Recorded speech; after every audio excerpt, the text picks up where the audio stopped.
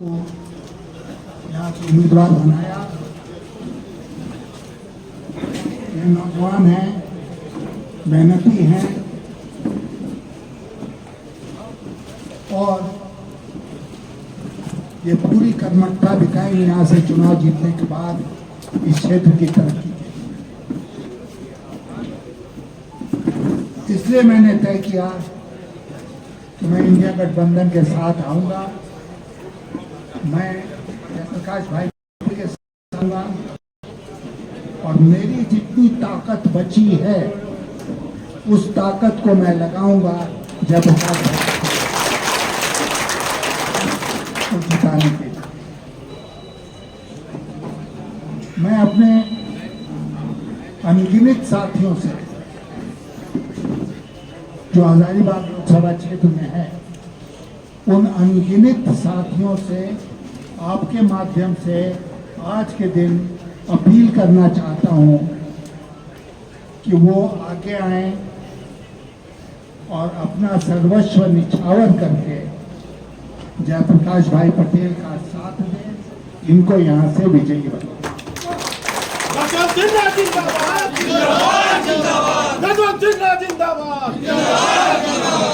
देश में बहुत सारे लोग,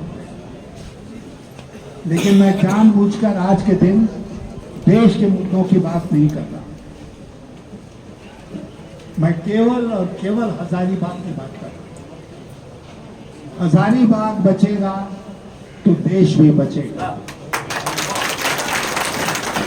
आप हजारीबाग को खो दीजिए, उन ताकतों को सौंप दीजिए तो हजारीबाग नहीं बचेगा और देश नहीं बचेगा। इसलिए कार्यकर्ताओं से मेरी अपील है कि वो मजबूत से डटें, मजबूती के साथ अपने बूथ पर। और हम सब जो यहाँ बैठे हैं, हमारा ये कर्तव्य होना चाहिए कि हम यहाँ से इंडिया गठबंधन को जिताकर एक सीट अपने दिल्ली बैठे नेताओं की झोली में डाल।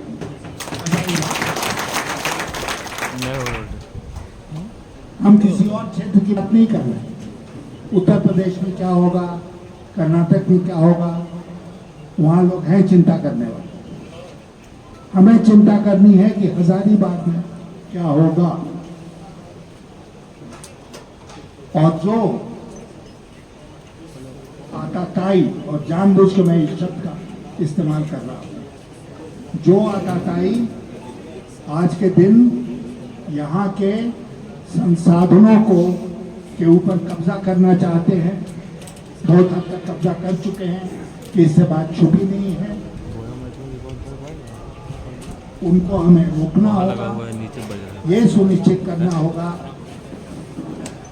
कि हजारीबाग के संसाधनों पर यहाँ की जनता का अधिकार रहेगा, किसी व्यक्ति विशेष या किसी परिवार का। 40 साल अपने जीवन का अगर हमने यहाँ खपाया है, और मैं जानता हूं कि इस अवधि में मेरे बहुत चाहने वाले यहाँ पर, और जब से मैंने चुनावी राजनीति छोड़ी तब से यहाँ के लोग, उन्होंने खुद ही तय किया कि मैं यहाँ का अभिभावक हूं और मैं उसको स्वीकार करता हूं। अभिभावक की भूमिका मैं स्वीकार करता हूं और अभिभावक के नाते उन अनगिनत लोगों से अपील करना चाहता हूं जो आज भी मेरा साथ देने को तैयार है कि वह हजारीबाग को सुरक्षित रखने के लिए, हजारीबाग की तरक्की के लिए जयप्रकाश भाई पटेल का साथ इस चुनाव में दें, किसी और बुलावे में नहीं जाए। देश की बहुत सारी बातें, उस पर बहुत कुछ हमारे दूसरे वक्ताओं ने कहा है। मैं इतना ही कहूंगा कि भ्रष्टाचार के खिलाफ ये जो अभियान चलाया जा रहा है, भारत सरकार के द्वारा, उसके प्रधानमंत्री के द्वारा। तो इस देश में आप उसी समय तक ईमानदार हैं जब तक आप पकड़े नहीं जाते। और शीर्ष में बैठे हुए लोग जो आज शीर्ष में बैठे हुए हैं, उन लोगों ने अब तक कम्बल डालकर घी पीने का काम किया। और धीरे धीरे वो कम्बल अलग हो रहा है, वो सारी बातें खुलकर सामने आ रही हैं। और मैं आपसे दावे के साथ इस बात को कहना चाहता हूं कि जिस दिन रेजीम चेंज होगा इस देश में, जो अवश्य होगा इस चुनाव के बाद, उस दिन कौन कौन जेल जाएगा उसकी शायद आज हम कल्पना भी नहीं कर।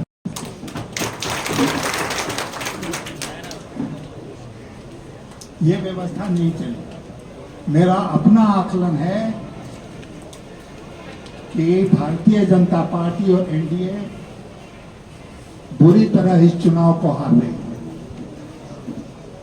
और मैं आपको बहुत दूर कर्नाटक में क्या हुआ और कहाँ क्या हुआ उसकी याद नहीं दिलाऊंगा। मैं यहाँ झारखंड की याद दिलाता हूँ। आपको याद होगा, मेरे सब साथियों को याद होगा कि जहाँ विधानसभा का चुनाव हो रहा था तो भाजपा का नारा क्या था?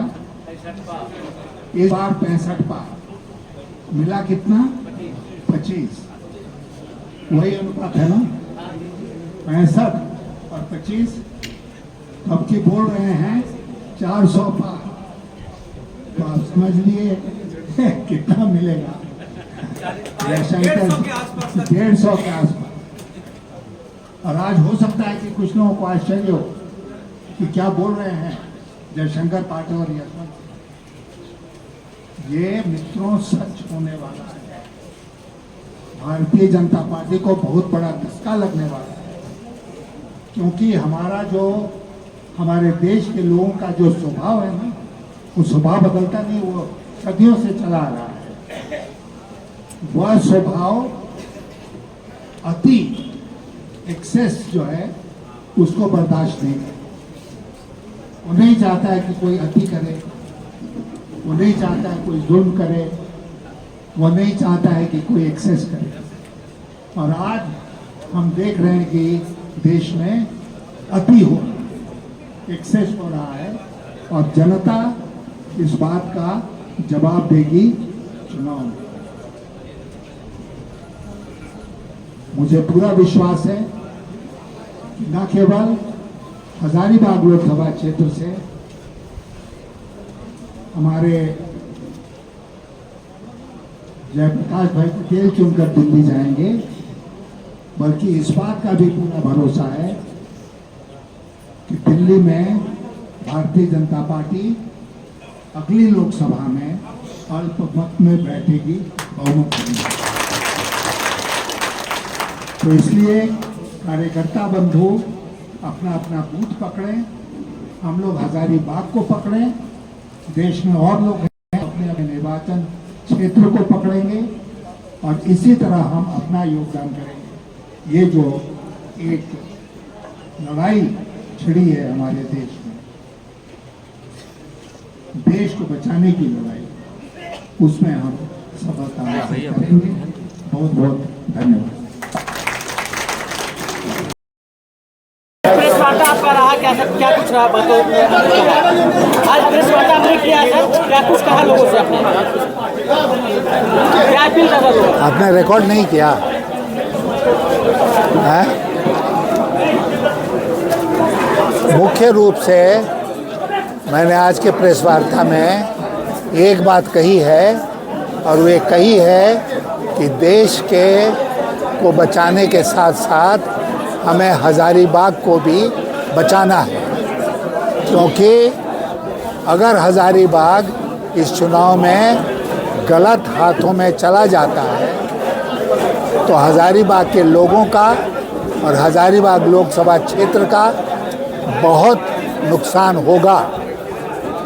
हम सब जानते हैं कि हजारीबाग विधानसभा में पिछले 10 वर्षों में क्या हुआ है, कैसे बिल्कुल खुले रूप से नाजायज़ तरीके से पैसा बनाने का काम किया गया है, वही रिपीट होगा पूरे लोकसभा क्षेत्र में। और उसको हमें रोकना है और उसको रोकने के लिए हमारे पास जो योद्धा हैं वो हैं जयप्रकाश भाई पटेल, वो इसको रोकेंगे।